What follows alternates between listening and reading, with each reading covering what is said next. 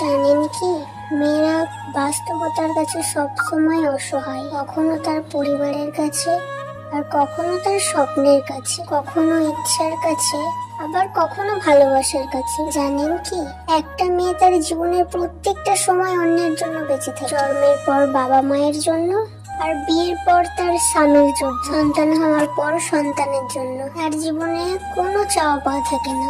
যেটা থাকে তা হলো সবাইকে নিয়ে বেঁচে থাকার স্বপ্ন। আর যেটা সব থেকে বড় কথা, মেয়েরা পারে না তার ইচ্ছা মতো চলতে, পারে না তার ছোট ছোট স্বপ্নগুলোকে পূরণ করতে, পারে না কাউকে ভালোবেসে সুখে থাকতে। যদি বাবা মায়ের কথা মতো চলে তাহলে সে খুব ভালো, বাবা মায়ের কথা না শোনে তাহলে সে খুব খারাপ। ভালোবাসার মানুষের হাতটা ধরে চলে গেলে ভালোবাসার মানুষটির কাছে সে খুব প্রিয়, অথচ তার কাছে না গিয়ে যদি পরিবারের কথা মতো চলে, বেঈমান, স্বার্থপর। শুধুমাত্র